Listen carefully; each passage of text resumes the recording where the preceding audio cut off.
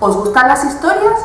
Pues la historia que hoy os traemos sucede en un mundo muy lejano, donde allí gobernaba un gran y poderoso mago. Este mago no era un mago normal, era un mago bastante malo, porque había decidido quitar del reino toda la imaginación a todos los habitantes. Os podéis imaginar cómo era el reino. El reino era oscuro, gris, sombrío, pero sobre todo era muy aburrido.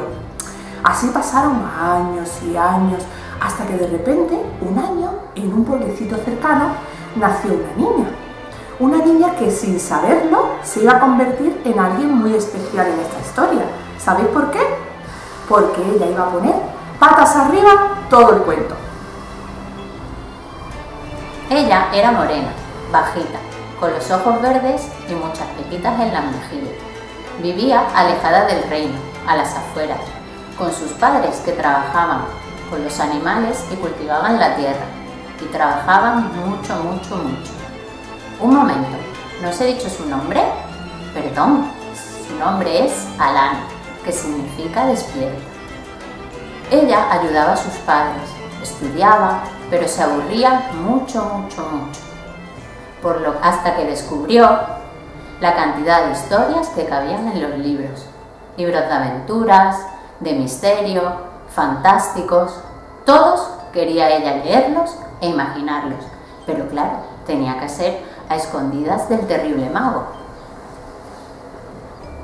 Y por eso, todas las tardes, Alana se sentaba debajo de un cerezo y a través de 1000 historias imaginaba cómo sería aquel precioso mundo sin aquel perverso mago. ¿Sabéis qué? Había un mago que era muy malo y tenía sometido a todos los habitantes del reino. Su nombre era Madian el Terrible. ¿Y sabéis qué había hecho este perverso mago?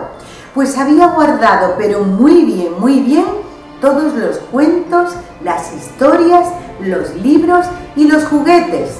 Los había escondido en un enorme castillo, bajo 7 llaves y 1000 puertas. La verdad es que entrar para rescatar todo aquello era muy difícil, porque primero había que pasar por el reino de la brisa y después había que cruzar un largo puente, un puente muy largo. Al final del puente había una muralla que rodeaba todo el castillo y que servía de fortaleza. Alana sabía que el terrible mago guardaba en él lo que ella consideraba como un tesoro. Así que ideó un plan para llegar al castillo sin que Madian la descubriera. Aquellas tardes de lectura bajo el cerezo se convirtieron en horas y horas planeando estrategias y dibujando planos para entrar en el castillo. Alana no podía creer la cantidad de ideas que le venían a la cabeza. ¿Sería quizá por haber leído tantos y tantos libros de aventuras bajo aquel cerezo en flor? No le llevó mucho tiempo decidir la estrategia definitiva para entrar al castillo, pero eso sí, iba a necesitar la ayuda de sus amiguitos para poder llevar a cabo su plan a la perfección. Así que antes de nada, se fue a avisarles para contarles su plan. Alana era una niña muy querida por todos, pero recordad, ella vivía en el campo, por lo que todos sus amigos formaban parte de este maravilloso campo. Alana acudió en primer lugar a su mejor amigo, Fausto, el gran cerezo. A él le contó su astuto plan y él rápidamente movió sus grandes ramas y sus hojas e hizo que soplara un fuerte viento. Al sonido de este viento acudieron el resto de sus amigos. ¡Puf! De un salto aparecieron todos los amigos de Alana y se sentaron alrededor de ella. El Topololo, la tortuga Manolita, Ratoncito, todos estaban esperando a que Alana le contara la nueva historia. Pero su amigo Pedro le dijo: ¿qué te pasa, Alana? ¿Estás muy triste? Sí, Pedro, estoy cansada de que siempre cuente las mismas historias. Tengo ganas de entrar en el castillo y robar las llaves que guarda el mago, y que tienen que abrir todas las puertas del castillo para recuperar nuestros libros y que todos podamos vivir en un mundo lleno de color, fantasía, que vuelvan a nosotros las hadas, los príncipes y las princesas. Entonces Alana decidió contarles a todos qué iba a pasar esa noche. Todos ansiaban que llegara el día siguiente para comenzar con esta gran aventura. A primera hora de la mañana, los pájaros se encargaron de transportar al topo Lolo y a su familia hasta el lugar donde se levantaba la gran muralla. Una vez allí, los topos excavaron un pasadizo el cual les conduciría hasta la entrada del castillo para descubrir qué maravilloso mundo se encontraba allí dentro. Pero no les fue tarea fácil, pues las enormes rocas y raíces les impedían el camino. Tras muchos días de trabajo y duro esfuerzo, finalizaron el túnel que les llevaría a la entrada del mundo mágico.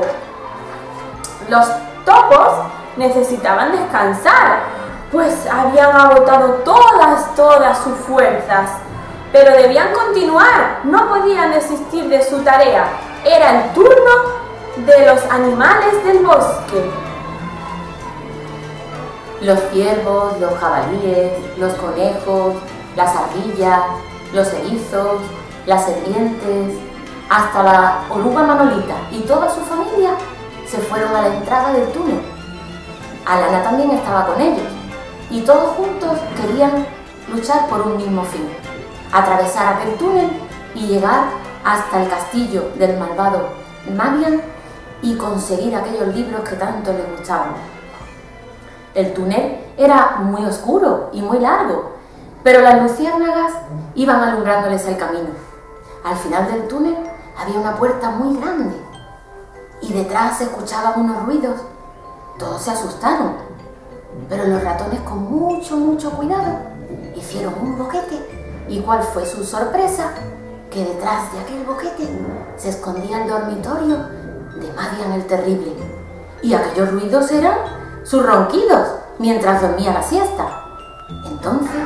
Entonces entraron sigilosamente, ataron a Madian y le quitaron las llaves.